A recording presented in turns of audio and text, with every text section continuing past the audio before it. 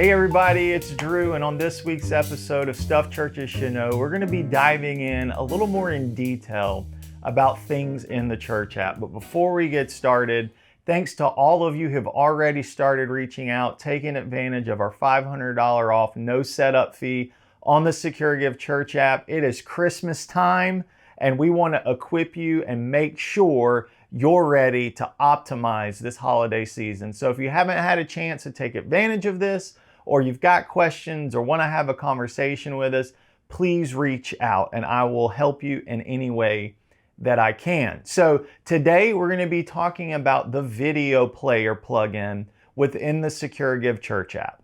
So a couple of things for you to know up front about the video player plugin is we have a few different options, okay? So if you have a church app or you've done homework on church apps, you've probably heard it talked about two different ways.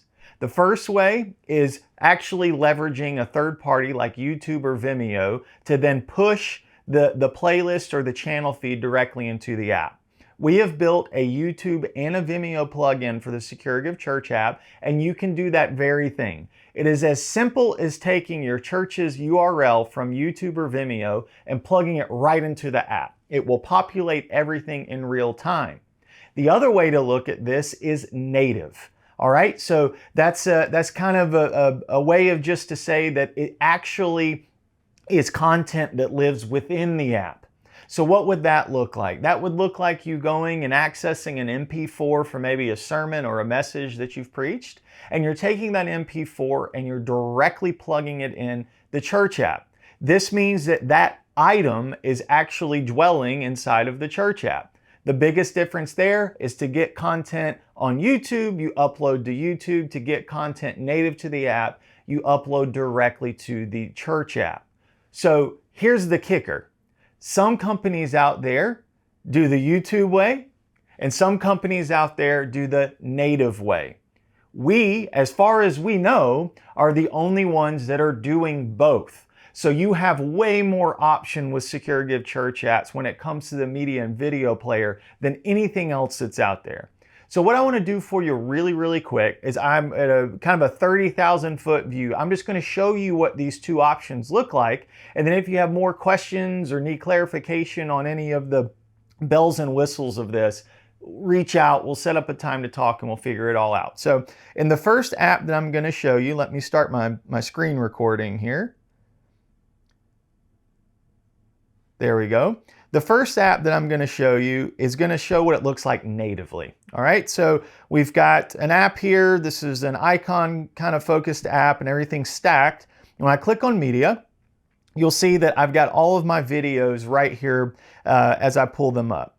This is an actual media player inside of the app. Okay, so when I click play, it's going to be treated just as a native application. To the naked eye, you really don't see a tremendous amount of difference. The second app that I have is going to be this app where everything is pulling and populating from YouTube. So if I were to click on this, it's very clear that it's a YouTube channel. I'm clicking play. It plays directly in app, but this is actually pulling that feed from your YouTube site.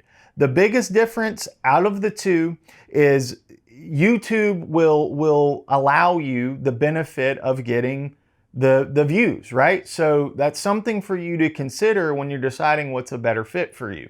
If you really want the views, I know some churches take interest in possibly monetizing their YouTube channels. I get all of that. That would be the best way to leverage that inside of the application.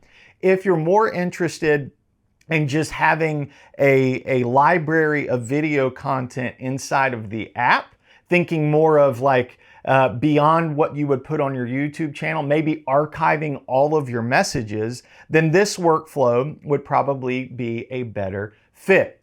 Another thing just to throw in here at the end, this media player that you're looking at here, This also is a great place to do things like upload podcasting. Podcasting and video native to the app, you achieve those two things the exact same way. So I know maybe in this video, it's kind of hard to understand exactly how this comes together, but I want to talk to you. I want to help you understand. I want to make things clear for you, because I think that most of you will find out that if you have an experience like this already, or you're looking to do something like this, SecureGive Church apps are definitely the best fit. So reach out to us, click on the link in this email, book a call. Merry Christmas, Happy Holidays, and I cannot wait to talk to you soon.